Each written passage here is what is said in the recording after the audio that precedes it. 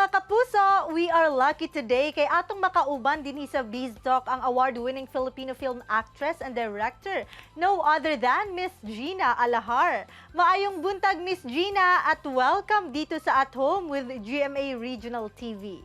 Ay, maayong buntag, Abby. Magandang araw po sa inyong lahat na nakikinig dito sa At Home with GMA Regional TV. Nanonood. Nakikinig at nanonood. Yeah. Bilang isang magaling na direktor at premyadong aktres who already portrayed a lot of roles, what do you think is the secret para tumagal sa industriya ng show business? Well, Abby, alam naman ito ng karamihan ng mga nag-uumpisa, pero sa mga hindi pa nakakalap, to last in this business, kailangan mahalin mo yung trabaho mo. Yan ang unang-una sa lahat. Pangalawa, kailangan pag-aralan mo yung craft mo, kung ano yung ginagawa mo. Kailangan palaging sa bawat trabaho na ginagawa mo ay laging merong nakikitang iba sa'yo ang mga fans, ang mga nanonood. You know, you cannot be just doing the same antics or the same character or the same attitude lagi. Kumbaga, ang famous line sa industriya nito is you're only as good as your last project. So, kung ano man yung last project mo, kung naging successful man yon, hindi ka dapat magpapetik-petik na lang or hindi ka kailangan rest on your laurels, kumbaga. Di ka kailangan maging tamad just because maganda yung naging impact mo sa last project or maraming nakagusto. No, it's a time for you to improve better. We are delighted na mapapanood ka namin ngayon sa Philippine adaptation ng Startup PH. What does it take para magampanan si Mrs. Choi? Well, it's a good thing that I was able to watch Startup during the pandemic when everyone was doing nothing, you know. It was in I think 2020 nung napanood ko siya nung hype bagong labas lang siya, and I was very much entertained. Isa yan sa mga paborito kong K-drama. And when I was told na gagawin ang Philippine adaptation at kinoconsider ako to play Lola Joy, I was just so ecstatic, you know.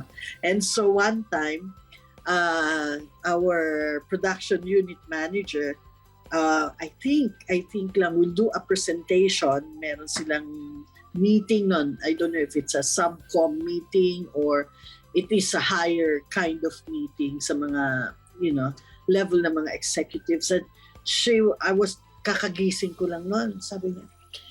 And then I read her text and sabi niya, Direk, can you please send me pictures? Kasi kailangan kong mag-present today for startup. And so I said, natataranta ako. Sabi niya, and can you please send it to me before 12:30? Oh, sabi ko, what time is it? It's 11 o'clock. Ganun. Ko, paano? So inisip ko, magpe-present siya ng picture ko. I'm sure titingnan nila kung may hawig ako kay Lola Joy. I'm sure titingnan nila kung I'm too old to play Lola Joy or I'm too young to play Lola Joy or I don't look the part. So sabi ko, nako, maghanap pa ng apron. So pumunta agad ako sa kusina and ask my manang, may apron ba tayo? Tapos tapos naghanap ako nung bandana na parang triangle na nilalagay ni Mrs. Choi diyan. Pagkatapos, kasi may pinadalang picture sa akin yung aming production unit manager, si Cathy Ochoa Perez. So tiningnan ko siya, pinag-aralan ko siya. So naghanap pa ako ng damit na almost kapareho ng print ng damit ni Mrs. Choi na nasa picture. And then, nung naka-complete naka-complete outfit na ako, naka-complete costume na ako as Mrs. Joy. I took my picture and sent it to Miss Kathy. Parang, oh, here I am. Yeah, I'm in character. I'm Lola Joy. Startup PH even brings inspiration and hope to the youth. Ano po ba ang gusto niyong matutunan ng viewers on this series? Well, the series is really family-oriented. Maraming bukod sa nakakakilig na parts ni Bea at ni Alden because they have such,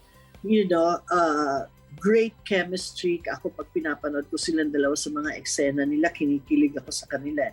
So they have great chemistry, no doubt about it. But other than that, it's a family-oriented drama.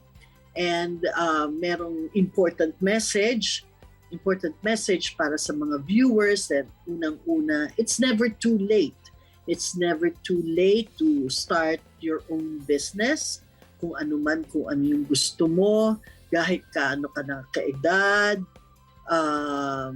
it's never too late. All you need to do is kailangan mo lang magtrabaho, kailangan mo lang mag-isip kung ano yung gagawin mo. At kailangan mo lang i-push yung sarili mo and pag-aralan kung ano yung business mo. And most of all, it's never too late to fulfill your dreams. If you have dreams, don't give up. Follow your dreams, and whatever it takes, try to fulfill it. Now, please invite all our kapuso dito sa Mindanao na abangan ang Startup PH. Yes, mga friends dito sa Mindanao at mga friends na nanonood dito sa At Home with GMA Regional TV, isang masayang pag-iimbita sa inyo na abangan ang showing ng Startup PH sa GMA 7, malapit na. Panalangin ko na sana nandyan kayo para samahan kami at nandyan kayo para panoorin itong drama na pinaghirapan naming lahat, na excited ako na mapanood din katulad ninyo, and I hope na sama-sama natin panoorin itong Startup PH. Thank you so much for your time, Miss Gina. More power and keep safe! Tutok lang mga kapuso, kay mubalik pa ang At Home with the GMA Regional TV. Kini ang At Home with GMA Regional TV.